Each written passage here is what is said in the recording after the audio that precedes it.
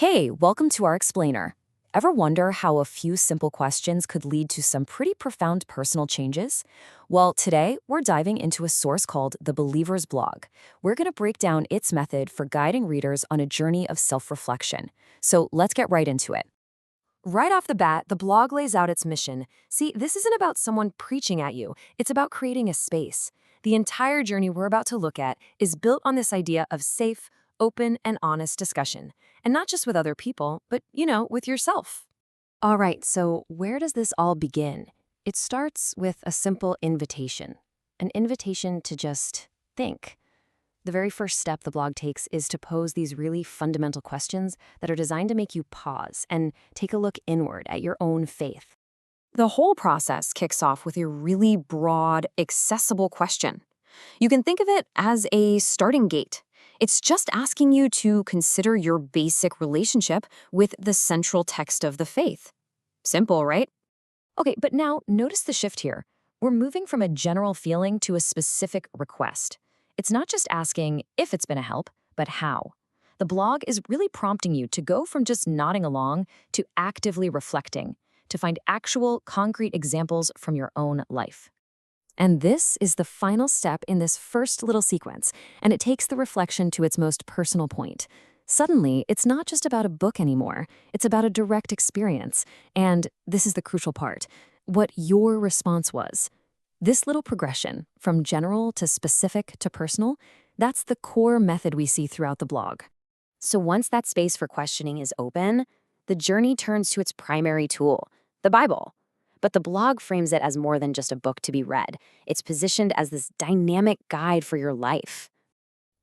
What's really interesting here is how the blog totally gets that people come to faith from different places. It asks you to think about whether you're like Timothy, who kind of grew up with the scriptures, or more like the people of Berea, who really dug into them as adults. It's a way of making sure everyone feels seen, no matter their background. And then the blog introduces this really powerful metaphor, the Bible as a mirror. The idea isn't about making you feel bad. It's about self-awareness, about seeing things clearly so you can make a change. The question pushes you to remember a time you actually used it as a constructive tool for your own growth. And they use another key metaphor, this one from the parable of the sower. The blog asks what kind of ground you are. This totally shifts the focus onto you, the reader. It suggests that the message might be constant, but how effective it is really depends on how receptive you are to hearing it. All this self-examination, looking in the mirror, checking the soil of your heart, it all leads directly to the core of the journey, the idea of salvation. The blog presents this not as some big theological debate, but as the central, transformative experience that kind of gives meaning to everything else. Now, to get to the heart of this huge, kind of abstract idea, the blog pivots to a surprisingly simple and direct question. It's a really clever technique to ground you, to take a massive concept and anchor it in a single fundamental detail that, we all know but maybe haven't really thought about. And the answer here is pretty amazing. The name isn't just a name.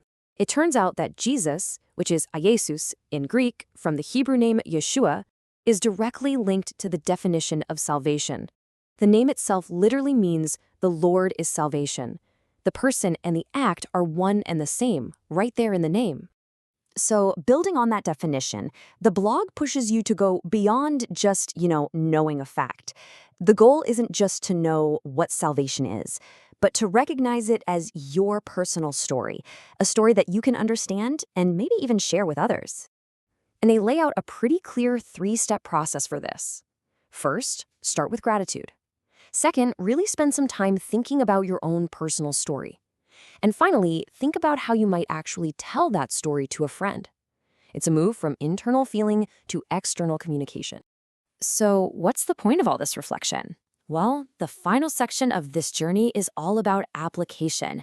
It's about connecting this deep internal process to real, tangible outcomes and actions in your daily life. This question right here is the bridge. It asks you to connect the dots between that moment of transformation, that salvation story, and its ongoing practical impact. Basically, how is your life tangibly different today? To help you think about that, the blog points to some very specific outcomes. And these aren't abstract virtues, they're concrete experiences and abilities. Things like experiencing joy, finding real satisfaction, having the ability to forgive others, and feeling able to share your beliefs. These are presented as the real-world evidence of that inner journey. So, when it all comes down to it, this whole framework has a crystal clear purpose. It's a guided path designed to take you from intellectual questions to internal feelings like joy, and finally to external actions like forgiveness and sharing your story. So, does it work? This quote from the blog's own comments section gives us a little glimpse of the intended outcome. It's a statement of total commitment, a readiness for action, which really seems to be the ultimate goal of this whole reflective process. So this entire process we've just walked through, from asking why, to understanding the guide, to personalizing the transformation, and then applying it, it all culminates in one final, deeply personal and universally challenging question.